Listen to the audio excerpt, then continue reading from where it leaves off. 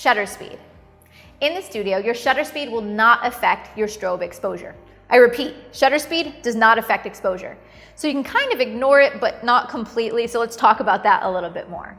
When you are working with strobes, your flash, it's just so fast, your shutter speed does not have any effect. It doesn't work like that.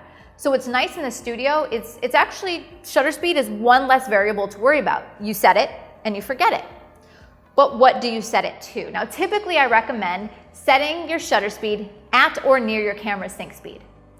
Have you ever taken a picture with flash, and when you did, you saw some kind of like black bar or shadow at the edge of the frame? If you have, that means you were shooting above your camera's sync speed. Your sync speed is the highest shutter speed that you can use flash without seeing the black bars, which they're actually your camera's shutters opening and closing.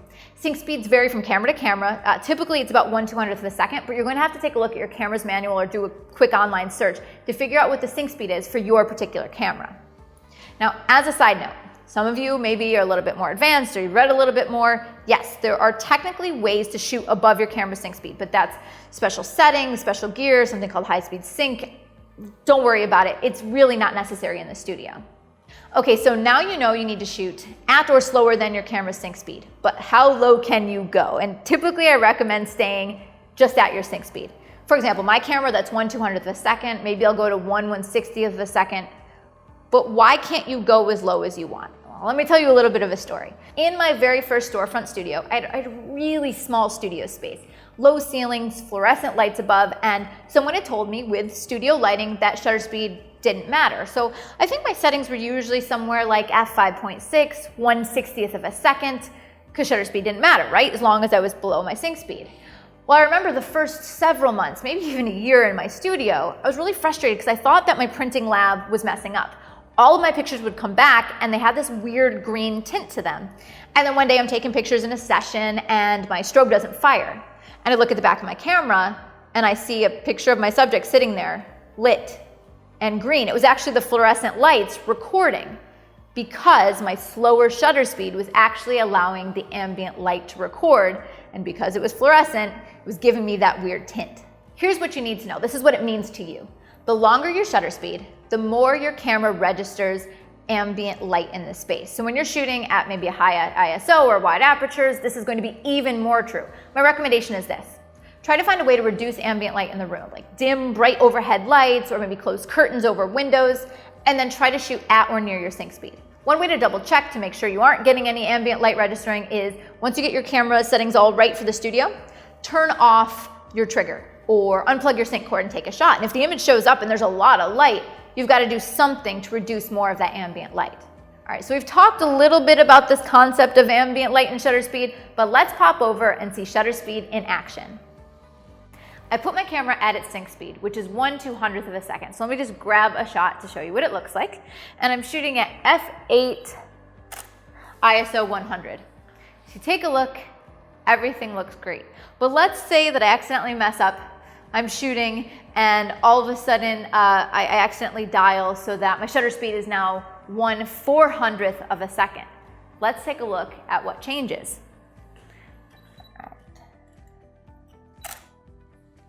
Okay, well you can see by looking at this image that half of the image is gone. And the reason is I've got that black bar. That's actually my shutter opening and closing. And so during the flash exposure, it's actually catching my shutter. So that's why you need to stay at or below your sync speed.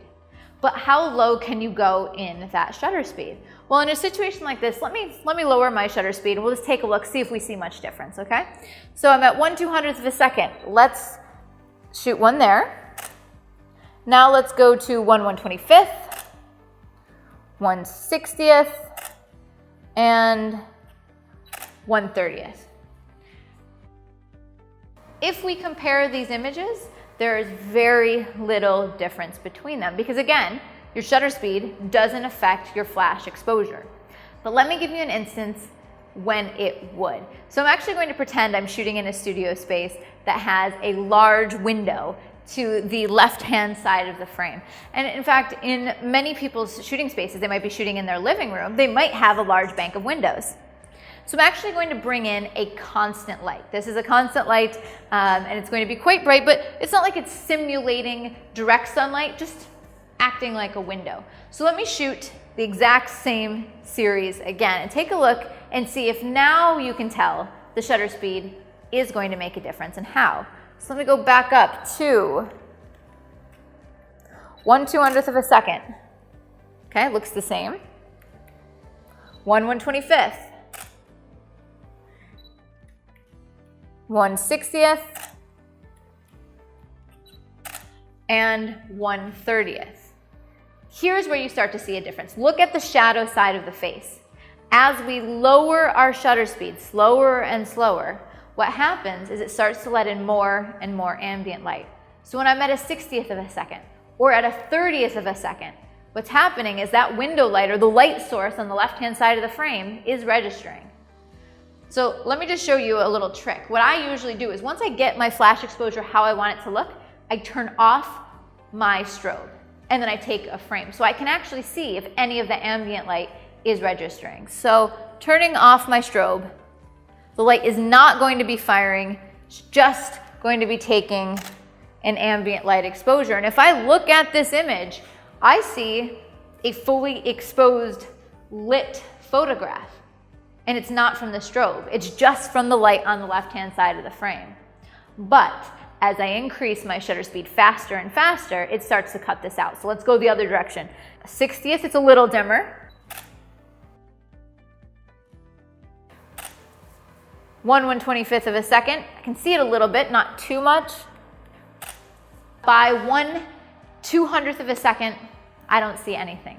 There's hardly any image showing at all. So that's what I recommend you do to check to see the exposure you're at if you are suffering from a problem of contamination of ambient light in your studio space. I have one more thing I wanted to mention about shutter speed before I wrap this section up. And it might not matter to some of you, but it's something you might notice. Years ago, I found that even when I was shooting at my sync speed, when I was shooting on a white background, sometimes I would still see a little smidge of a shadow, like just a little bit darker on the edges of my frame, but I'm at my sync speed. And what I discovered is that if I was shooting with a camera that was really old, like I had put it through a lot of captures, what would happen is the shutter would actually get a little worn and a little bit slower. And so I've actually found that sometimes on white with an older camera, I don't shoot right at my sync speed, I just shoot a teeny bit slower. So for example, instead of 1/200th of a second, 1/160th of a second. So if you ever run into that, it's not necessarily that you're doing something wrong, but that's a quick workaround.